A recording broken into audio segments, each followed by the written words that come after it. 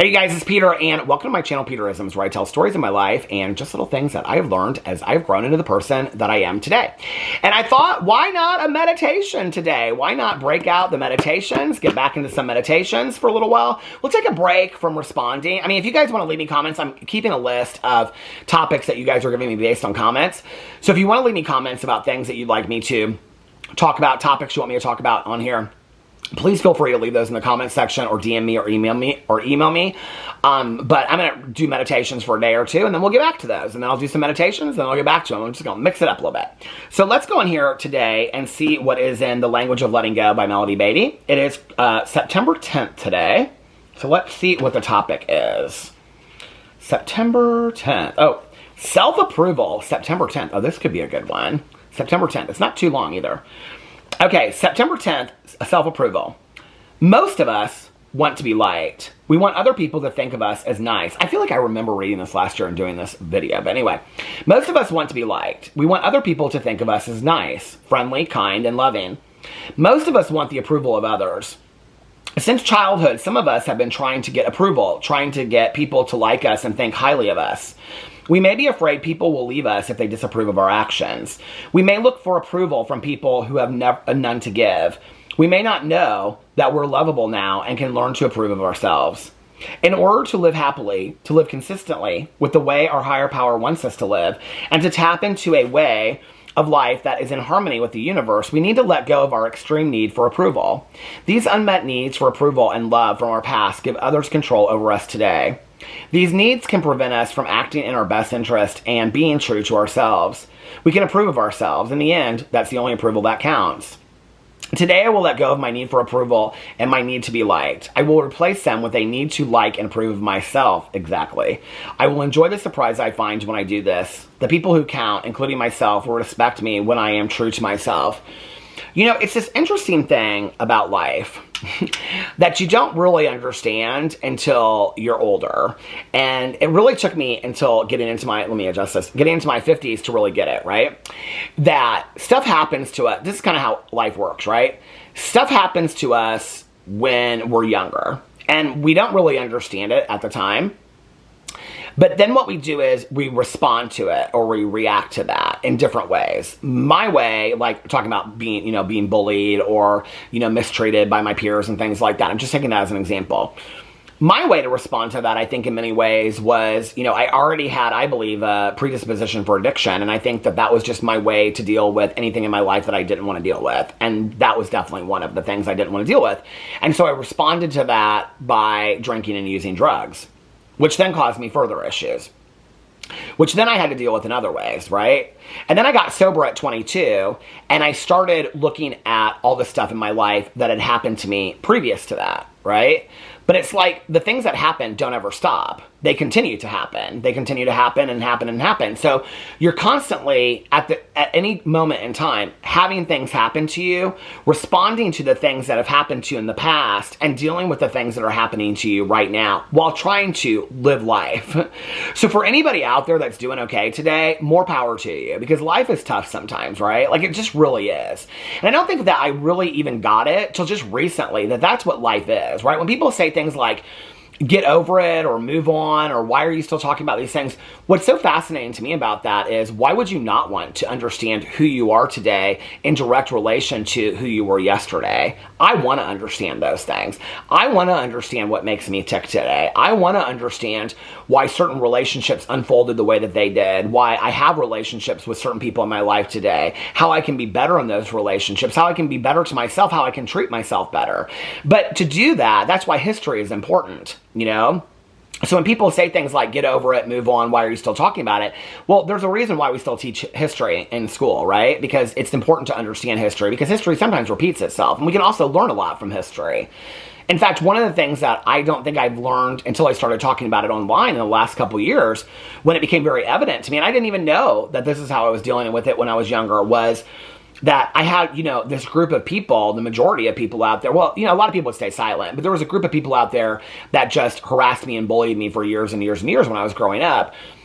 What I didn't get about that, right, was that one of my responses to that very early on was, I didn't understand why they didn't like me. I couldn't conceive of why they didn't like me. It didn't make any sense to me at all, right?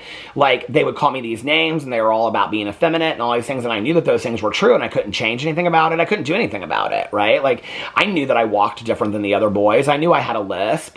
I knew I sounded different, but I couldn't do anything about it, right? And so when I was being made fun of that, I didn't really understand it. Well, I wanted people to like me because I thought if people like me, then they won't be mean to me anymore. That's what I really thought. I mean, I don't necessarily think that's how the world works today, but I did think that as this innocent child, that if these people like me and they see that I'm a nice person, then they won't continue to treat me mean anymore, right? And so what I ended up doing was I sought validation from those people that were treating me the worst, instead of giving attention to the people that were treating me the best. And that was a pattern that started for me in first grade that I've carried with me through the majority of my life. I've really done that until just, like I would say, in the last 2 years, was that I gave the most attention to people that didn't deserve it because I wanted to seek approval or something from somebody out there, right? And then the people that loved me unconditionally for who I was, I just really took it for granted for years on end, because I just was like, I still had that notion. That's why it's important when people say move on, get over it, or whatever. That's why it is important to understand those things from the past, because then you understand who you are today. And I will say that me understanding that is a direct relation to me sharing my story of being bullied online. That I started to understand that, right? And so when I would talk about it, I'd be like, I'd have these awarenesses of, oh my God, like, you know, like, that's what I did all those years ago. And in my personal life, I'm still doing that a little bit, you know, and why am I doing that? And that was really for me at a point where I was like, you know, who is it important that I get validation from?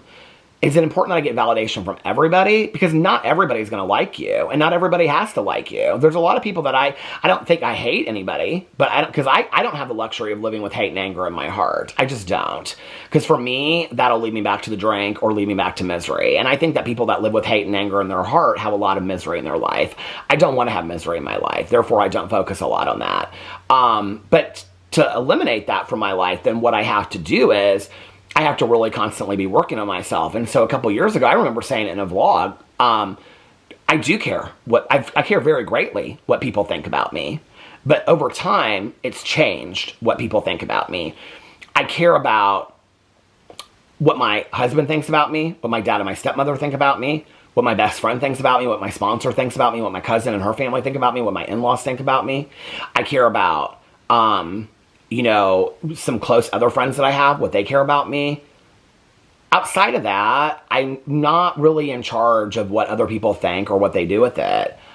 I think being online is interesting because I know a lot of people, I've talked to a lot of, you know, other people that are YouTubers or whatever, and I'll say, don't you care like what your audience thinks? And they'll say, no, I don't care at all. I do care. I do care what my audience thinks, but I also know that at some point I have to be true to myself and true to my story and do what feels right in my heart. And the people, you're going to find your right people, right? And the people that like me for who I am, and the people that like me for, somebody just sent me the other day that watched my that watches my videos. They sent me this meme from Instagram. I think this was Mare. And she sent me this meme, this inspirational quote. Well, hi, Boo Radley. He's had a tough 24 hours. But it said something like that, like, do not lift me up because you love my flame just to dim down my light later. And I think that that's so true, right? And it's like, the people that love you are going to love you. What I have learned is that it's important to me what the close people in my life think about me. Outside of that, I don't really have a lot of control over what people think about me. And I'm not going to spend the rest of my life trying to convince people to like me or disprove things or defend myself. I don't have the time and energy for it. I just don't. And neither should you. There's no reason to. What you should be spending your time with is the people that already care about you and love you, instead of trying to convince people that don't, that they should. Because it's a waste of time. And I spent a lot of my life doing that. I'm not doing that anymore. Life is very, very precious. In my drama video today, I read this other meme that said, you know, if we're lucky, we have 80 summers, you know? Life is short. spend time doing what you want to do, you know, watch a sunrise, watch a sunset, swim, walk, you know, do what you want to do with your life. Life is short. I don't want to spend my life consumed with trying to prove to people that don't already like me why they should. I spent my entire youth doing that. I'm not spending the later part of my life doing that. I'm just not. I've got a lot of people out there that love me and care about me in my direct circle. And I have a lot of people out they're like you that are watching this that really care a lot about me and send me kind messages and watch my videos. I do care what you guys think about me. I do. But I also at some point have to be myself. And even within my family, my husband, my friends, my, you know, whatever, I have to be my most authentic self to myself, right? Like I have to be who I am and dance to the beat of my own drum. And even if they seem that is odd or weird, at some point I have to stop caring so much. But I'll tell you a little trick, okay? Peter that you see on camera today, like on my drama channel, flipping a fan and stuff like that, 20 years ago, that Peter would never have allowed himself to ever do that. In public, in a room by himself, in a video, I was so shy, so scared, so socially anxious. I was so afraid of showing certain parts of myself because if you saw these parts of myself like flipping a fan or singing out loud or being silly, that you might not like me. And I wanted people to like me, you know? But what was interesting was when I started on YouTube and I started being silly and funny or cry or share an emotional story and cry, and people would say, oh, I see myself in you and that story. And I just was who I was on camera. And I just shared those pieces of myself. There were a lot of people that wasn't their thing. I get that. But you know what? There were so many more that were. There were so many more that were like, I like this. I relate to this. Peter sharing the story, I'm tearing up too. It's making me think about things in my life. He's laughing, he's flipping this fan and being silly and singing this song. It's taking me away from this, you know? And I'm so incredibly grateful for that. I'm so incredibly grateful for that. And not only that, but about that ability to sit here with a camera where it feels like I'm sitting in a room with my dog and that's it, has allowed me, that has gone over into other areas of my life where I now, in my personal life, I feel like I can be fully myself. And if somebody doesn't like me for that, they're not going to like me for that. And I can't change that. I'm not seeking their approval anymore. I'm giving the attention to the people that already love me. I'm not going to continue. And I'm not talking about if you do something and a friend or a family member comes to you and they say, I don't approve of that, you need to think it through. That's different. That's when somebody that you love and care about you. You know, my mother taught me this years ago. Don't seek the, how'd she say it? I was just telling someone this the other day. Don't value the opinion of someone you don't value to begin with. I, for a long time, valued the opinion of people that I would never give 2 seconds to, ever in my life. For a long time. For a very, very long time in my life, I gave a lot of time and energy listening to the opinion and listening to the words and what other people thought that I would never give any time or energy to. I can tell you, not just in friendships, but in romantic relationships, I have spent following people that didn't have my best interests in mind, you know? Long ago, people that I dated that I'm like, I look back on and, you know, and I'm like, why did I do this? You know, before I got sober, I did not have a good picker when it came to dating guys.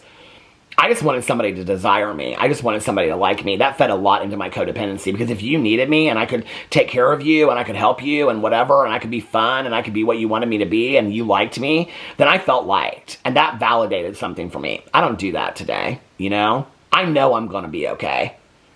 I know I'm going to be okay. And you're going to be okay. And we're all going to be okay. It doesn't feel like that at times. Sometimes it feels lonely and it sucks, right? And that's why sometimes when we're lonely, we compromise what we believe in. We compromise how we feel about things because we're willing to do that just to have somebody in our life, you know? I can remember somebody years and years and years ago telling me, I'd rather hook up with a guy for like 10 minutes and have that during the day and just be willing to take that 10 minutes because they're never going to give me anything else. And that 10 minutes keeps me going for the rest of the day. Well, that's sad to me today. I get that. I've been there. I understand that, right? That 10 minutes validated for me, I was enough. But what I really never got all those years was that it wasn't about convincing even my loved ones or the people that weren't convinced of that already. The person that I needed to convince that I was good enough was me. once I convinced myself of that and knew that to be true, things started changing for me. I didn't really have anybody that I needed to convince anymore, you know, and neither do you. But spend the time on people that you love. You know, I heard this quote years ago. I think it was by, why can't I think of her name now? The author, Toni Morrison. I think she said, you know, we go into grocery stores and we see people in line and we're like, hey, how are you? How's your day going? They treat the cashier at the grocery store like, oh, it's so good to see you, blah, blah, blah. And then we go home and we take out our frustrations and our anger on the people. And I'll never have forgotten hearing this. I think it was probably 10 or 15 years ago I heard it actually in an interview. And I just like, everything changed for me in that moment. And I remember her saying like, we go home and the people that we should be treating the best because we love them. I mean, not that we shouldn't be treating everybody, but the people that deserve our love because they love us the most are the ones that we take out our frustrations on when they're the ones that we should be coming, you know, and it totally changed everything for me. I mean, I try to be as nice to everybody as I possibly can when I see them out in public, but especially when my husband comes through the door, or I talk to my best friend on the phone at night, or I talk to my cousin, or I talk to my other friends, or my sponsor, you know? It's really important for me to ask them what's going on in their life, what they're doing, how are they holding up today, you know? I want to give that attention to the people that love me and care about me. I'm not doing the rest. I did it for all my life. And it didn't get me anywhere anyway. And very few of those people, I don't even think maybe one of them ever came to me and said, oh my God, you know, you convinced me that I should really, really like you. So there's no point to do it anyway. You know? And if all you have at the end of the day is your cat or your dog and they love you unconditionally, give all your time and energy to that. I love you guys and I'll see you tomorrow. Bye.